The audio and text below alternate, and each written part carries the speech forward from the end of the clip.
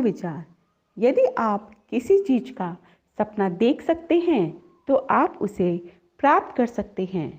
Thought of the day, if you can dream it you can do it. सपने पूरा करने के लिए हमें मेहनत करनी होगी। जहाँ विश्वास है वहीं शक्ति है, वहीं जीत है, वहीं आपके सपने पूरे होते हैं। सपने किसी की जागीर नहीं होते, ना सफलता किसी की गुलाम। इसे पाने के लिए ईमानदारी से परिश्रम करना ज़रूरी होता है। तो बच्चों, सपने देखिए और उसे पूरा करने के लिए पूरी शिद्दत से जुट जाइए।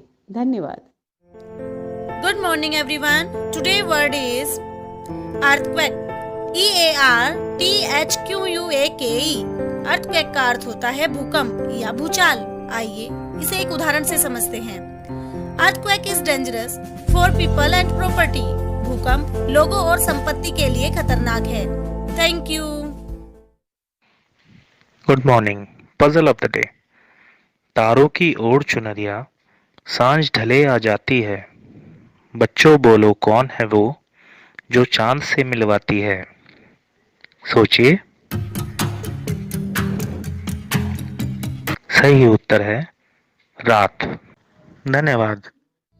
नमस्कार। मिशन विजय प्रार्थना सभा के अंतर्गत हिस्ट्री ऑफ द डे। सन 1878 में आज ही भारत के अंतिम गवर्नर जनरल चक्रवर्ती राजगोपालाचारी का जन्म हुआ था। सन 1896 में आज ही नोबेल प्राइज के फाउंडर अल्फ्रेड बर्नहार्ड नोबेल का निधन हुआ था। धन्यवाद। सुप्रभात। आज के विशेष में हम जानेंगे अंतर्राष्ट्रीय मानवाधिकार दिवस के बारे में। वर्ष 1948 में पहली बार संयुक्त राष्ट्र महासभा द्वारा 10 दिसंबर को हर साल अंतर्राष्ट्रीय मानवाधिकार दिवस मनाए जाने की घोषणा की गई। इस दिवस का उद्देश्य मानव अधिकारों के प्रति लोगों को जागरूक करना, दूसरों के अधिकारों के लिए कदम उठाना तथा मानव अधिकारों के हनन को रोकना है। रहे जागरूक, बने जिम्मेदार। धन्यवाद। नमस्कार। आज की प्रश्नोत्तरी। पहला प्रश्न, तिरंगे की लंबाई और चौड़ाई का अनुपात क्या है? उत्तर है 3:2। दूसरा प्रश्न, अशोक चक्र की तीलियों की संख्या क्या है? उत्तर है 24। तीसरा प्रश्न, राष्ट्रीय ध्वज के निर्माता कौन हैं? सही उत्तर है पिंगली वेंकैया। चौथा प्रश्न, तिरंगे के 3 रंग कौन से हैं? उत्तर है केसरिया, सफेद और हरा। अंतिम प्रश्न, मध्य अशोक चक्र का रंग क्या है? उत्तर है नीला। धन्यवाद। सुप्रभात बच्चों, प्रस्तुत है आज का वाक्य। मेरी गुड़िया हंसी खुशी की है ये पुड़िया। मेरी गुड़िया हंसी खुशी की है ये पुड़िया।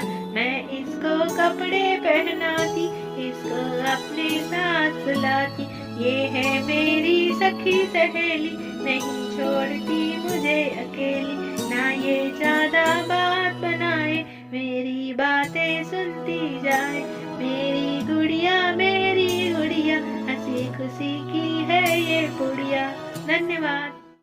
Good morning. आज की कहानी का शीर्षक है गलती। आज हम आपको कहानी सुनाएंगे एक बादशाह और एक बावर्ची की। एक बार की बात है, एक बादशाह भोजन कर रहे थे।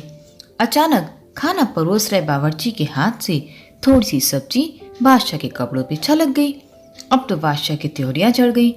जब बावर्ची ने देखा तो वह थोड़ा घबराया, लेकिन कुछ सोचकर उसने प्याले की बची हुई सारी सब्जी भी बादशाह के कपड़ों पे उड़ेल दी। अब तो बादशाह के क्रोध की सीमा ना रही। उसने बावर्ची से पूछा, तुमने ऐसा करने का दुस्साहस कैसे किया? बावर्ची ने अत्यंत शांत भाव से उत्तर दिया, जहां पन्ना, पहले आपका गुस्सा देखकर मैंने समझ लिया था कि अब जान नहीं बचेगी, लेकिन फिर सोचा कि लोग कहेंगे कि बादशाह ने थोड़ी सी गलती पर एक बेगुनाह को मौत की सजा दे दी। ऐसे में आपकी बहुत बदनामी होती, तो मैंने सोचा कि क्यों ना सारी सब्जी ही उड़ेल दूं, ताकि दुनिया आपको बदनाम ना करे और मुझे ही अपराधी समझे। बादशाह को उसके जवाब में गंभीर संदेश के दर्शन हुए और तब उन्हें पता चला कि सेवक भाव कितना कठिन है। उसने बावर्ची को जीवन दान दे दिया। तो बच्चों, इस कहानी से हमें ये शिक्षा मिलती है कि किसी भी गलती की सजा देने से पहले गलती करने वाले का भाव जरूर जान लेना चाहिए। अगर किसी से अनजाने में कोई गलती हो जाए तो उसे क्षमा कर देना चाहिए। क्षमा मांगना व्यक्तित्व का एक अच्छा गुण है, लेकिन किसी को क्षमा कर देना भी उससे ज्यादा अच्छे व्यक्तित्व की पहचान है। जिस व्यक्ति के पास क्षमा का गुण है वे हमेशा प्रसन्नचित्त रहते हैं और उनके शत्रु भी नहीं होते। धन्यवाद। सुप्रभात, मैं प्रेम वर्मा। आज मोटिवेट योरसेल्फ का विषय है शिक्षक की सबसे बड़ी पूंजी। यह एक सच्ची कहानी है। एक शिक्षक एक दिन अपनी कक्षा में आते हैं। आते ही एक छात्र अपने हाथ में एक गिफ्ट पैक लेकर आता है। उसे खोलने के लिए कहता है। वो मन ही मन बॉक्स खोलने से घबरा रहे होते हैं कि कहीं बच्चे उनसे प्रैंक तो नहीं कर रहे। छात्रों के बार बार कहने पर वो उस बॉक्स को खोल देते हैं और उस बॉक्स में एक जोड़ी जूते निकलते हैं। अब इसके पीछे की कहानी सुनिए।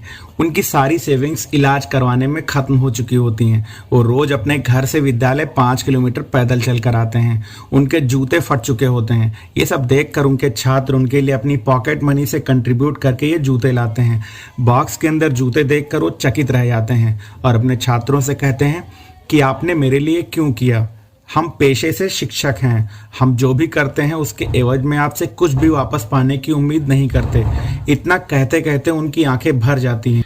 ये आंसू उनके छात्रों से निश्चल प्रेम और स्नेह पाने की खुशी के थे।